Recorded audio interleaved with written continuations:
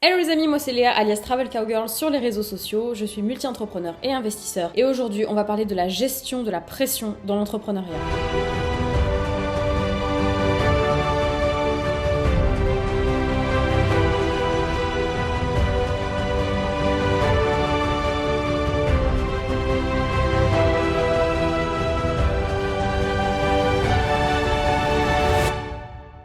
Alors c'est une question qui m'a été souvent posée, comment gérer la pression dans l'entrepreneuriat, parce qu'en fait c'est quelque chose dont on parle pas beaucoup et je trouve que c'est hyper important. Parce qu'en fait on pense souvent aux entrepreneurs, vous savez qu'on voit sur Instagram avec un petit cocktail au bord d'une piscine à rouler dans des Maserati, c'est pas vraiment ça l'entrepreneuriat. Enfin ça c'est ce que ça amène peut-être plus tard en fonction de vos objectifs, évidemment tout le monde n'a pas forcément envie de rouler dans une Maserati, moi non plus j'ai pas envie de rouler dans une Maserati, mais ça peut vraiment vous donner une fausse image de ce que c'est que l'entrepreneuriat, parce qu'en fait ça c'est une fois qu'on a atteint certains objectifs en tout cas dans l'entrepreneuriat, qu'on peut se permettre de voyager, de montrer nos voyages, voilà, de montrer peut-être nos voitures, peu importe. Mais en fait, l'entrepreneuriat, c'est pas ça. Et si tu fais ça juste pour être au bord d'une piscine avec un mojito, ça va être compliqué parce qu'en fait, ça va demander énormément de travail. L'entrepreneuriat, c'est du taf. Dans l'entrepreneuriat, il faut être courageux. C'est vraiment une qualité qu'il faut avoir. Et si pour l'instant tu te sens pas, c'est pas grave, ça va venir au fur et à mesure du temps.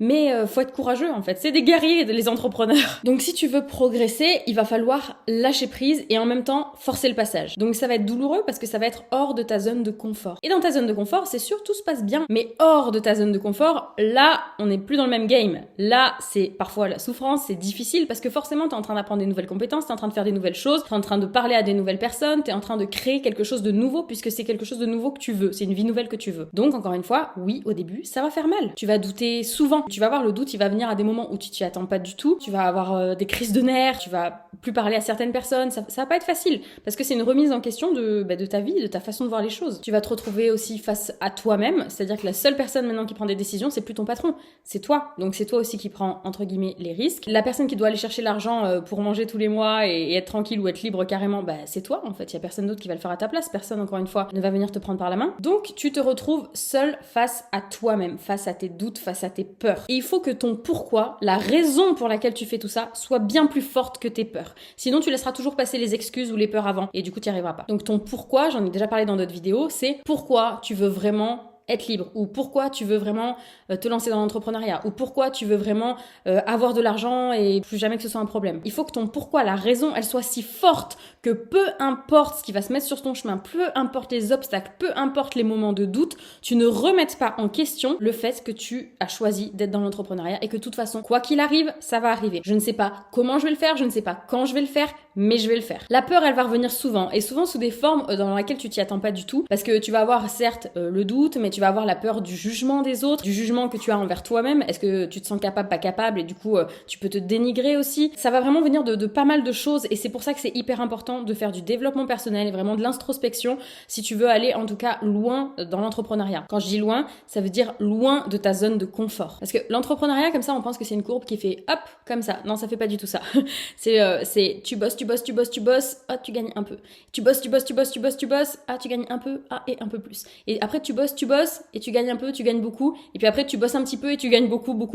Tu vois, c'est un petit peu ça l'entrepreneuriat, mais c'est surtout qu'en fait ça va faire en dents de scie comme ça, en termes de morale, en termes de motivation, en termes de peur. Il va vraiment falloir en fait que tu passes des paliers, des étapes. C'est-à-dire que ton business, si tu veux qu'il monte, qu'il augmente, il va falloir que ton mindset, ton état d'esprit, il s'adapte à chaque fois pour les étapes. Parce qu'il y a des moments où ton business peut-être va exploser et mentalement tu seras pas prêt, tu vas dépenser tout ce que tu as gagné. Donc ça va te mettre la pression, parce qu'il y a des moments où soit t'arrives pas du tout à gagner de sous, soit t'en as gagné trop d'un coup, tu sais pas quoi en faire, peu importe, dans tous les cas, tu vas te mettre la pression, c'est normal. Mais ça fait partie du game, d'accord? Ça fait partie du game. Le fait de te mettre la pression aussi dans l'entrepreneuriat, c'est normal en fait. Tu peux pas te dire, oh bah tiens, oui, je vais me lancer dans cette activité, oh ça va passer super bien, oh je n'aurai jamais aucun problème, aucun client qui soit pas content, que je gagnerai plein d'argent et tout ira bien, zen et tout. Non, ça marche pas comme ça. Je suis désolée, c'est du travail intensif où on se bouge les fesses et où il y a des moments difficiles et il y a des moments absolument géniaux aussi, évidemment. Donc le fait de ressentir de la pression, de ressentir du stress en fait dans l'entrepreneuriat, c'est normal. Ce sera surtout intense dans les premières années d'entrepreneuriat parce que quand tu découvres tout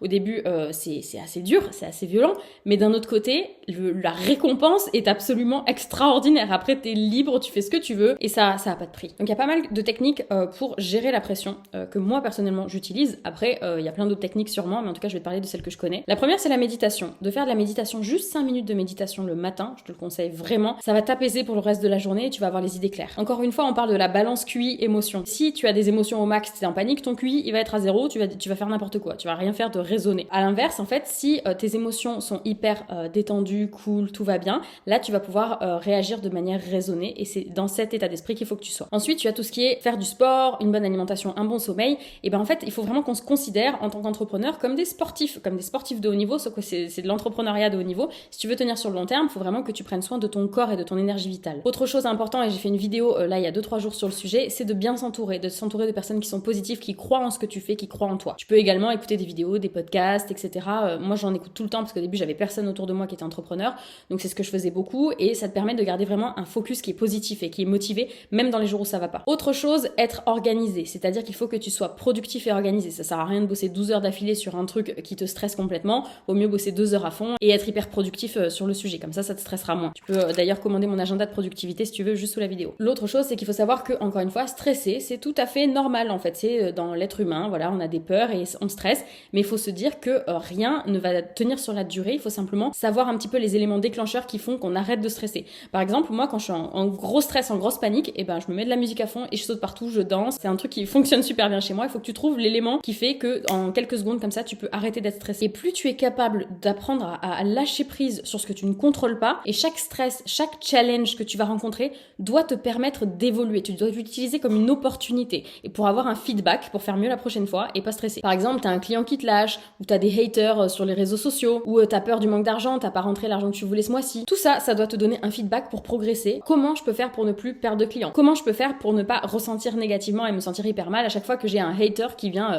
me saouler là sur les réseaux sociaux? Comment je peux faire pour ne plus manquer d'argent ou pour arrêter d'avoir peur du manque d'argent? Et encore une fois, quelle est la source de stress principale que je peux gérer en fait, que je peux régler? Moi, ce que je fais souvent quand je suis vraiment hyper stressée par quelque chose, je le sors en fait. Je le sors soit à l'écrit, soit à l'oral. Alors des fois, je peux en parler à une personne qui du coup est apte à me répondre, c'est-à-dire quelqu'un qui a déjà des résultats dans le domaine dans lequel je veux aller et qui va pouvoir vraiment m'aider, et je veux pas en parler à n'importe qui. Et ça te permet en fait de pas le garder dans ta tête, de le verbaliser, de le sortir, et au moment où tu le sors, tu vas t'apercevoir qu'en fait c'est pas si grave que ça. Aujourd'hui, c'était la dernière des 31 vidéos pour changer de vie. J'espère que ces vidéos t'ont vraiment aidé. Si en tout cas c'est le cas, mets-nous un petit commentaire sous la vidéo. Alors je dis nous parce qu'il y a toute mon équipe derrière aussi qui bosse et qui m'a aidé à réaliser ces vidéos. Merci à eux. Si ce contenu t'intéresse, tu peux nous rejoindre soit sur Instagram, donc sur Travel Cowgirl, soit t'abonner à ma chaîne YouTube juste en dessous. Tu peux également rejoindre la liste d'attente de mon académie. C'est une académie que j'ai créée pour aider les gens à changer de vie, à créer un business qui leur correspond même s'ils ont aucune idée de par où commencer, et surtout de prendre confiance en eux et d'y arriver. Après avoir vu toutes ces vidéos, je te souhaite une excellente réussite, plein de bonheur et de kiff,